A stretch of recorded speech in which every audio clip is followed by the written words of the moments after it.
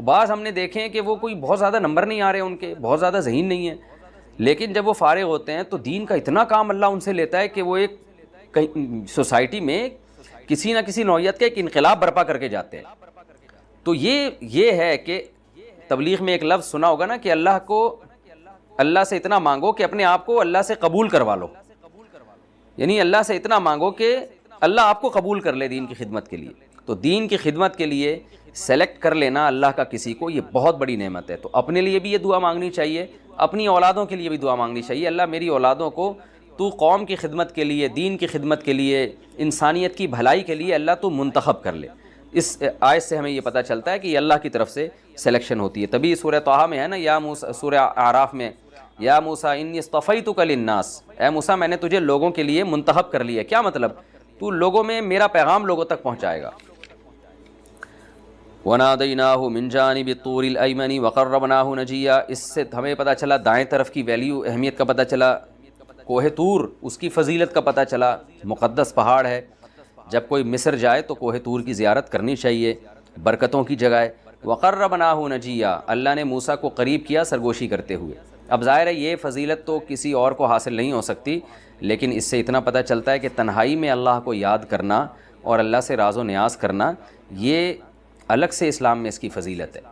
تو اب ہمیں ایسا تو نہیں ہوگا کہ اللہ کوہ طور پہ بلا کے ہم سے کلام کرے گا، وہ تو فضیلت حضرت موسیٰ کے حصے میں آنی تھی، آ گئی، لیکن ہمیں فضیلت مل سکتی ہے کہ ہم رات کی تنہائی میں جب دنیا سو رہی ہوتی ہم اٹھیں اور اللہ سے راز و نیاز کی باتیں کریں۔ نبی صلی اللہ علیہ وسلم نے فرمایا اللہ رات کے آخری حصے میں آسمان دنیا کی طرف آتا ہے اور کہتا ہے حل من مستغفر اغفر له، کوئی ہے جو مجھ سے توبہ استغفار کرے، گناہوں کی معافی مانگے، میں اس کے گناہ معاف کروں، کوئی ہے جو مجھ سے روزی مانگے تو میں اس کو روزی دوں۔ تو یہ رات کا آخری حصہ یا تنہائی میں اللہ کو پکارنا، یاد کرنا، اس سے یعنی اس کی فضیلت بہرحال اس آیت سے پتہ چلتی ہے کہ اللہ کو راز و نیاز بھی پسند ہے۔ تیسری نقطے کی بات، وَوَهَبْنَا لَهُ مِن رَحْمَتِنَا أَخَاهُ هَارُونَ نَبِيًّا، اگر آپ کوئی اچھے کام میں لگے ہوئے ہیں تو آپ کے لیے معاونین کا انتظام، اچھے لوگوں کا انتظام، یہ بھی اللہ کی بہت بڑی نعمت ہے۔ جیسے اللہ نے موسیٰ علیہ السلام کے لیے معاونت کے طور پر ان کے بھائی ہارون کو منتخب کیا جو بڑے مخلص تھے۔ تو آپ جب بھی کوئی کام کرنے جاتے ہیں، مخلص ساتھی آپ کو مل جائیں تو یہ اللہ کی بہت بڑی نعمت ہے۔ اس لیے ہم نے اپنے بڑوں سے سنا ہے کہ آپ اپنے مخلص ساتھیوں کو تمام تر اسباب اور وسائل پر ترجیح دیں۔ لوگ کیا کر رہے ہوتے ہیں، جو دیگر اسباب اور وسائل ہیں نا ان کو زیادہ ویلیو دے رہے ہوتے ہیں، اپنے قریبی لوگ جو ہمیشہ آپ کا ساتھ دیتے رہے، جو آپ کے ویژن میں آپ کے شریک ہیں اور آپ کے ساتھ مخلص بھی ہیں، ان کی ویلیو نہیں ہوتی آپ کی نظر میں، ان کو اگنور کر رہے ہوتے ہیں اور پھر آپ اچھے ساتھیوں سے محروم ہو جاتے ہیں۔ تو ہم نے اپنے بڑوں میں یہ چیز بھی دیکھی ہے کہ وہ اپنے لوگوں کو حتی الامکان کوشش کرتے ہیں کہ ان کو ہم اپنے آپ کو ہم ان سے محروم نہ ہونے دیں، یہ کہیں ضائع نہ ہو جائیں۔ تو آج انسانوں کی ویلیو کم ہے اور جو مادی اسباب ہیں ان کی ویلیو زیادہ ہے۔ تو اسلام میں انسان کی ویلیو، نبی صلی اللہ علیہ وسلم کو ابو بکر، عمر، عثمان و علی جیسے مخلص ساتھی نہ ملے ہوتے تو اسباب کی دنیا میں آپ کیسے اتنا بڑا ویژن لے کے چلتے اور 23 سال میں اتنا بڑا انقلاب کیسے برپا کر دیتے؟ اور موسیٰ علیہ السلام کو بنی اسرائیل جیسے نالائق ملے تبھی وہ زندگی میں اپنا مشن پورا نہ کر سکے، اور جتنا مشن پورا بھی کیا تو وہ ہارون علیہ السلام کی وجہ سے کیا۔ تو اس سے پتہ چلتا ہے کہ مخلص ساتھیوں کا ہونا یہ بہت بڑی نعمت ہے، اور آپ کے دائیں بائیں 2 نمبر لوگوں کا ہونا یہ بہت بڑی زحمت ہے، یہ اللہ کا بہت بڑا عذاب ہے۔ تو اللہ سے ہمیشہ نیک لوگ مانگنے چاہیے، اور آپ کے ساتھ اٹھنے بیٹھنے والوں میں اگر کوئی مخلص لوگ ہیں تو پھر ان کی قدر بھی کرنی چاہیے۔ تیسرے نقطے کی بات یہ ہمیں پتہ چلتی ہے کہ صادق الوعد، اللہ نے اسماعیل علیہ السلام کی صفت کو بیان کیا کہ وہ وعدے کے سچے تھے۔ آج مسلم قوم میں ایک بہت بڑا عیب پیدا ہو چکا ہے کہ من حیث القوم ہم وعدے کے سچے نہیں رہے ہیں۔ نبی صلی اللہ علیہ وسلم نے فرمایا منافق کی 4 نشانیاں ہیں، جس میں 4 پائی جائیں گی پکا منافق ہوگا وہ، اور جس میں 3 یا 2 پائی جائیں گی تو جتنی پائی جائیں اتنے درجے کا منافق ہوگا۔ ان میں ایک یہ بھی ہے وَإِذَا وَعَدَ أَخْلَفَ، وعدہ کرتا ہے تو جھوٹ بولتا ہے۔ آپ نے وعدہ کیا میں فلاں تاریخ کو پیسے دوں گا، جھوٹ، دل میں نیت نہیں ہے۔ ہاں یہ الگ بات ہے کہ آپ کی دل میں نیت تھی کہ میں وعدہ پورا کروں گا، بعد میں کوئی عذر پیش آ گیا تو پھر آپ اس کو اطلاع دے دیں کہ بھائی میں نہیں پورا کر سکتا، مجھے کوئی عذر پیش آ گیا، اور واقعی عذر بھی ہو، اس میں جھوٹ نہ بولے انسان۔ لیکن ہمارے یہاں کیا ہوتا ہے، ٹہلا رہے ہوتے ہیں، جو ہے وہ جس کو کہتے ہیں نا ٹوپیاں کرا رہے ہوتے ہیں، تو یہ بہت بری حرکت ہے۔ زبان کا پکا ہونا یہ پیغمبروں کی صفت ہے، تو اللہ چاہتے ہیں، تبھی تو اس صفت کو ہائی لائٹ کر رہے ہیں کہ تم بھی زبان کے پکے ہو اور وعدوں کے پورا کرنے والے بنو۔ وَكَانَ يَأْمُرُ أَهْلَهُ بِالصَّلَاةِ وَالزَّكَاةِ۔ دیکھیں عیسیٰ علیہ السلام نے بھی ماں کی گود میں کیا کہا کہ اللہ نے مجھے حکم دیا کہ میں نماز اور زکوٰۃ کا حکم دوں۔ تمام پیغمبروں نے یہی بات کی، قرآن میں بھی جگہ جگہ نماز زکوٰۃ۔ تو دونوں میں کیا مناسبت ہے؟ دونوں میں مناسبت یہ کہ ایک جسمانی عبادت ہے جو بار بار کرنی پڑتی ہے، دوسری مالی عبادت ہے۔ تو اللہ تعالیٰ کو وہ شخص جو اللہ سے محبت کا دعویٰ کرے لیکن کنجوس ہو، اللہ کی محبت میں پیسہ خرچ نہ کرے، اللہ کو وہ نمازی بھی پسند نہیں ہے۔ اور وہ شخص جو صرف پیسہ خرچ کرے، جسم اللہ کے لیے خرچ نہ کرے، اسے اس میں سستی ہوتی ہو کہ وضو کر کے اللہ کے سامنے رکوع اور سجود کرے، ایسا بے نمازی بھی اللہ کو قبول نہیں ہے۔ تو یہ بھی دو انتہائیں ہیں۔ آپ دیکھیں نا، ہمارے ہاں کچھ عبادت گزار لوگ ایسے ہیں جو 24 گھنٹے عبادت میں لگے رہتے ہیں لیکن مخلوق کا خیال نہیں کرتے کہ اللہ کو خوش کرنے کے لیے مخلوق پہ ہم خرچ کریں۔ ایسے کنجوس لوگ بھی آپ کو نمازیوں میں، حاجیوں میں، عمرہ کرنے والوں میں بہت ملیں گے۔ تو یہ لوگ بھی اللہ کو پسند نہیں ہیں، یہ کامل مسلمان نہیں ہیں۔ اور ایسے لبرل لوگ بھی ملیں گے جو صبح و شام انسانیت کے حقوق کی باتیں اور ٹرسٹ بنا رہے ہیں اور مخلوق پہ خرچ کرنے کی باتیں، لیکن خدا کا ان کو بالکل خیال نہیں ہے کہ جا کے اللہ کے سامنے سجدہ کریں۔ تو اسلام راہ اعتدال سکھاتا ہے کہ اللہ کا حق بھی ہے اور مخلوق کا حق بھی، اور مخلوق کا حق بھی اصل میں اللہ ہی کا حق ہے۔ تو زکوٰۃ تو اللہ کا حق ہے جو اللہ کو خوش کرنے کے لیے مخلوق کو دی جائے گی۔ تو اس لیے یہ نماز اور زکوٰۃ اس کی بڑی ویلیو ہے۔ آج ہمارے گھروں سے دونوں چیزیں نکل گئی ہیں۔ تو ماں باپ کی ذمہ داری ہے، جیسے اسماعیل علیہ السلام اپنے بیوی بچوں کو بار بار حکم دیتے تھے، بھائی نماز کی بھی پابندی کرو، صدقات و خیرات بھی کرو۔ تو آج ہمارے گھروں سے یہ چیز بھی نکل گئی ہے، نمازیں بھی نکلی، صدقات و خیرات بھی نکل گئے۔ اور میں نے دیکھا جن گھروں میں نمازوں کی پابندی ہے ان میں صدقات و خیرات تو ان گھروں میں بالکل بھی نہیں ہے۔ یعنی یہ تو ہمیں مل جاتا ہے کہ مائیں اپنے بچوں کو فجر میں اٹھا رہی ہیں، باپ اٹھا رہا ہے فجر میں، ظہر میں، لیکن اپنے بچوں کو یہ حکم دے رہا ہے کہ بیٹا اللہ کی راہ میں خرچ کرو، یہ ہمیں نظر نہیں آتا۔ تو بہت بڑی خطرناک بات ہے۔ قرآن تو جگہ جگہ حکم دے رہا ہے کہ نماز کے ساتھ زکوٰۃ بھی ہے۔ تو جب بچوں کو نماز کی ترغیب دی جائے گی تو زکوٰۃ، یعنی زکوٰۃ تو ایک علامت ہے نا، مراد ہے صدقات و خیرات، تو صدقات و خیرات کی ترغیب بھی دی جائے گی۔ ہم نے اپنے بڑوں میں یہ چیز بھی دیکھی ہے کہ بچپن سے اپنے بچوں کو وہ صدقات و خیرات کی ترغیب دیا کرتے تھے، اور کبھی کوئی فقیر آیا نا جس کو صدقہ دینا ہے تو بچوں کے ہاتھ سے دلوایا کرتے تھے۔ تو بچوں کو اس کی ترغیب دیں، گھر میں کوئی ڈبہ لا کے رکھ دیں، بچوں کو کہیں کہ اپنی پاکٹ منی سے بیٹا کچھ پیسے اس میں بھی ڈالا کرو تاکہ اس کو صدقہ کیا جائے۔ لیکن یہ خوب سمجھ لیں کہ نابالغ بچہ اپنے مال سے صدقہ نہیں کر سکتا، کیونکہ نابالغ اہل نہیں ہے صدقے کا، اس کا صدقہ نافذ نہیں ہوگا۔ اگر اس نے کسی کو دے بھی دیا تو اس پر لازم ہے کہ واپس کرے۔ تو نابالغ کو جو خود مالک جب بن جائے نا کسی چیز کا، تو پھر شرعاً وہ اس کا اپنے مال کا پر اس کو تصرف کا حق نہیں ہے کہ کسی کو دے دے، کیونکہ شریعت نے قانون اس لیے بنایا کہ ایسا نہ ہو کہ لوگ نابالغ بچوں کو بیوقوف بنا کے ان سے پیسے لینا شروع کر دیں۔ تو نابالغ بچے کے مال میں کسی کو بھی تصرف کا حق نہیں ہے۔ تو ماں باپ کو چاہیے کہ بچوں کو صدقے کا عادی بنانے کے لیے یوں کر لیں کہ وہ نیت کر لیں کہ ہم اپنے بچوں کو جتنی بھی پاکٹ منی یا جیب خرچی دیں گے تو وہ ہماری ملکیت ہی میں ہوگی۔ بس ایک دفعہ نیت کافی ہے۔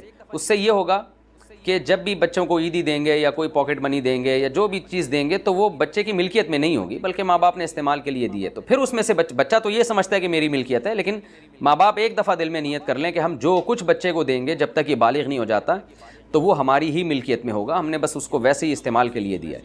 تو اس صورت میں کیا ہوگا کہ پھر بچے کے لیے صدقات و خیرات بچے سے کروائے جا سکتے ہیں۔ تو ماں باپ کو چاہیے بچوں کو پیسے دیا کریں، پاکٹ منی، نیت یہ کریں کہ یہ ہم اس کے مالک ہیں۔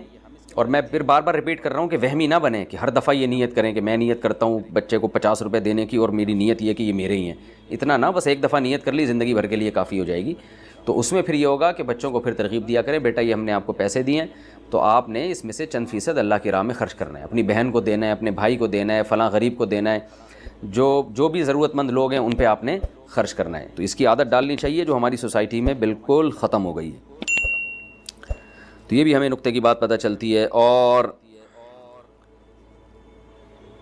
ایک آخری بات یہ کہ اللہ تعالیٰ نے ان پیغمبروں کی صفت بیان کی کہ یہ تمام پیغمبر اللہ کی آیات سن کے سجدے میں بھی گرتے تھے اور روتے بھی تھے۔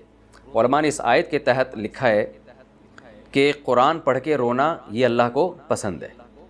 آج قرآن پڑھ کے رونے والے بھی ختم ہو گئے، دل اتنے سخت ہو چکے ہیں کہ قرآنی آیات سن کے اور پڑھ کے رونا نہیں آتا، وہ دل کی سختی کی علامت ہے۔ اسلاف میں ہمیں ایسے واقعات ملتے ہیں کہ ایک ایک آیت پڑھ کے پوری پوری رات روتے رہتے تھے۔ ایک تو بعض لوگ ویسے ہی دل کے مضبوط ہوتے ہیں، ان کو جلدی رونا نہیں آتا، وہ تو ایک الگ چیز ہے، لیکن بعض لوگ ایسے ہوتے ہیں کہ ان کو دنیا کے ہر غم پہ رونا آتا ہے مگر قرآن پہ ان کو رونا نہیں آتا۔ تو یہ اس کی علامت ہے کہ ان کا دل سخت ہو چکا ہے۔ یہ ہمارا رکوع الحمدللہ کمپلیٹ ہو گیا. اب ہم اگلے رکوع کی طرف چلتے ہیں. سورہ مریم کا رکوع نمبر 4 اور 16ویں پارے کا رکوع نمبر 7. حسب معمول اس رکوع کا مختصر لفظی ترجمہ ہوگا اور پھر اگلے ایپیسوڈ میں انشاءاللہ میں اس کی تفسیر پیش کروں گا کیونکہ وقت ہمارا کم رہ گیا ہے. فخلف من بعدہم. اچھا سوری، یہ رکوع ابھی کمپلیٹ ہوا نہیں ہے. یہ تو سردے والی آیت تھی، میں سمجھا یہ رکوع ہو گیا، ابھی تفسیر اس کی باقی ہے. یہی رکوع ہے، رکوع نمبر 4 اور رکوع نمبر 7. اس کی تفسیر ابھی تھوڑی باقی ہے، میں اس کو جتنی ہو سکتی ہے میں کر لیتا ہوں. آگے اللہ فرماتے ہیں فخلف من بعدہم خلف اضاعوا الصلاۃ واتبعوا الشہوات فسوف یلقون غیا. یہ تو اللہ نے پیغمبروں کا اور ان کے متبعین کا تذکرہ کیا. اللہ کہتے ہیں ان پیغمبروں کے بعد ایسے لوگ جانشین بنے ان کے. خلف کہتے ہیں جانشین. اضاعوا الصلاۃ جنہوں نے نمازوں کو ضائع کرنا شروع کیا. واتبعوا الشہوات اور خواہشات کے پیچھے چلنا شروع ہو گئے. فسوف یلقون غیا. غی کہتے ہیں گمراہی کو. قرآن میں آتا ہے نا ما ضل صاحبکم وما غوا، کہ نبی صلی اللہ علیہ وسلم نہ تو معاذ اللہ گمراہ ہوئے، اور غوا کا مطلب نہ راستے سے ہٹے، اور نہ ضلہ کا معنی گمراہ ہوئے. تو غوا سے ہی غیہ نکلا ہے. تو یہاں مراد کیا ہے کہ یہ لوگ گمراہی کو ملیں گے، یعنی گمراہی کا بدلہ. یہ اس کو کہتے ہیں مجاز بحرف مضاف. جیسے ہم کہتے ہیں نا گاڑی کا ٹائر پنچر ہو گیا ہے، تو اس کو ہم شارٹ میں کہتے ہیں گاڑی پنچر ہو گئی ہے، تو مطلب گاڑی کا ٹائر. تو یہاں بھی ہے گمراہی کا بدلہ، یعنی گمراہی کے بدلے سے ملیں گے یہ. فسوف یلقون غیا، عن قریب ان کی ملاقات ہوگی اس گمراہی کی سزا سے، یعنی بدلے میں سزا ملے گی ان کو. یہ گمراہی کیا ہے؟ اضاعوا الصلاۃ. ایسے لوگ پیدا ہوئے جنہوں نے سب سے پہلا کام یہ کیا، نمازوں کو ضائع کرنا شروع کیا، اور پھر خواہشات کے غلام بنے. بہت اہم آیت ہے یہ.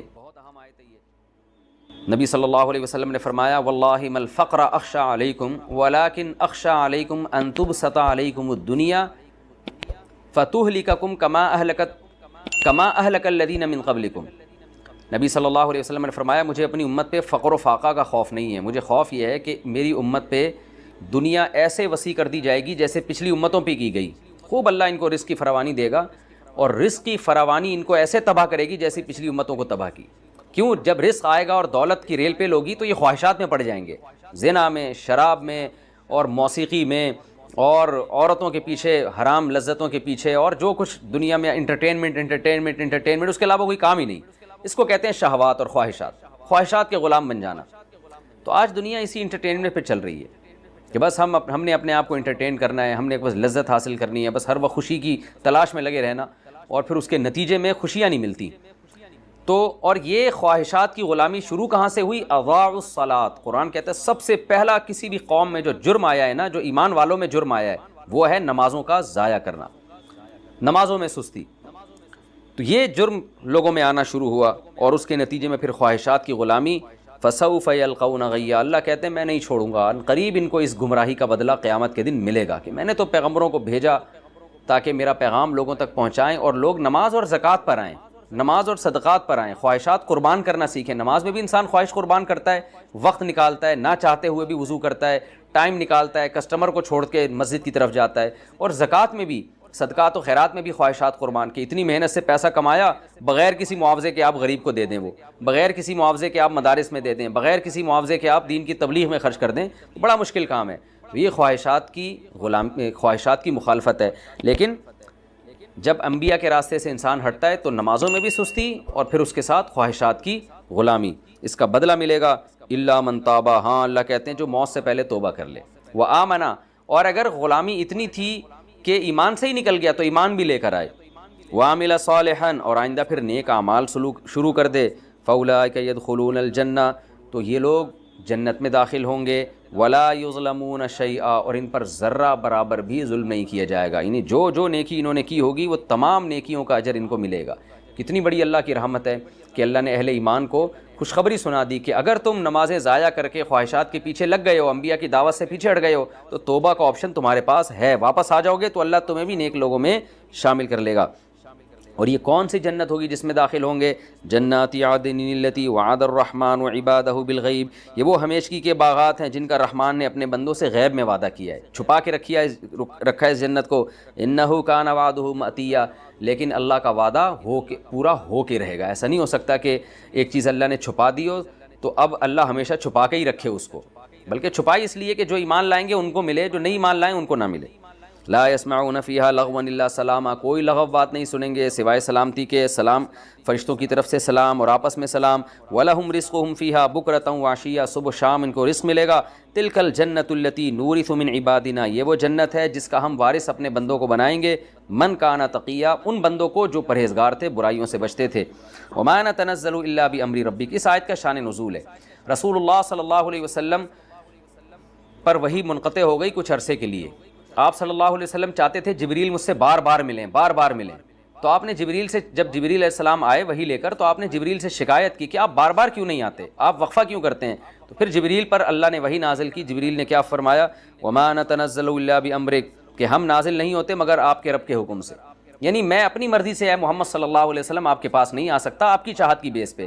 ہم فرشتے اللہ کے حکم کے تابع ہیں، ہم اللہ کے حکم پہ نازل ہوتے ہیں۔ لہو ما بین ایدینا، کیونکہ اللہ ہر چیز کا مالک ہے۔ جو ہمارے سامنے ہے یعنی ہمارے پاس میں گزر چکا، یا جو ہمارے پیچھے ہے یعنی مکان کے اعتبار سے جو چیز ہماری پشت کی طرف ہے، اللہ اس کا بھی مالک ہے۔ وما خلفنا، جو ہمارے بعد ہے یعنی فیوچر میں آنے والی چیزیں، یا ہمارے ما بین ایدینا کا مطلب ہمارے سامنے جو چیزیں، اور خلفنا کا مطلب جو ہمارے پیچھے چیزیں، اور وما بین ذالک، اور جو اس کے بیچ میں، یعنی ماضی، حال، ماضی فیوچر کے بیچ میں حال ہوتا ہے، تو اللہ حال کا بھی مالک ہے، ماضی کا بھی مالک ہے، فیوچر کا بھی مالک ہے، اور زمین کے لحاظ سے جو ہمارے سامنے ہے اس کا بھی مالک، جو ہمارے پیچھے ہے اس کا بھی مالک، اور جس جگہ پہ میں موجود ہوں اس کا بھی مالک۔ یعنی یہ مبالغتاً یہ بتانا مقصد ہے کہ ہر چیز کا اللہ مالک ہے، تو ہم بھی اسی کے مملوک ہیں، غلام ہیں، ہم اپنی مرضی سے نہیں آ سکتے۔ وما کان ربک نسیا، اور اے محمد صلی اللہ علیہ وسلم تیرا رب بھولتا بھی نہیں ہے۔ یہ جبریل اللہ کے حکم سے نبی کو بتا رہے ہیں کہ ایسا بھی نہیں ہے کہ اللہ بھول گیا ہو مجھے بھیجنا آپ کے پاس، تو اللہ جب مصلحت ہوتی ہے تو مجھے آپ کے پاس بھیجتا ہے، جب مصلحت نہیں ہوتی تو نہیں بھیجتا۔